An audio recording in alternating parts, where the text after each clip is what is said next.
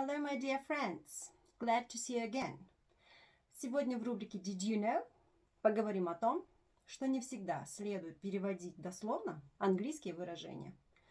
Приведу пример. Например, такое выражение, как busybody. Если перевести его дословно, получится занятое тело.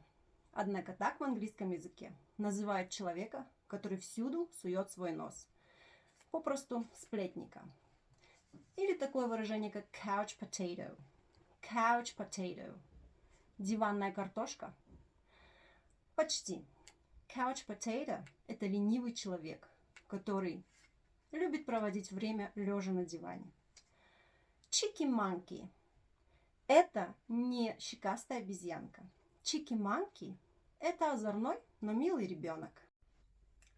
А теперь давайте попробуем перевести выражение roadhog. Дорожный боров? Почти. Дорожный хам. Roadhog – это человек, который эгоистично ведет себя по отношению к другим участникам дорожного движения. А как вы переведете выражение social butterfly? Общественная бабочка.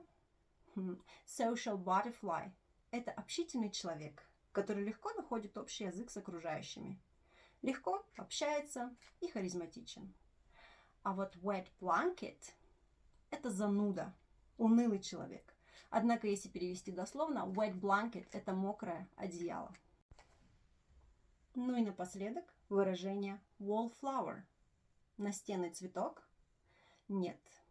Wallflower – это застенчивый человек, который как бы жмется к стеночке, стесняется и не хочет общаться с другими людьми.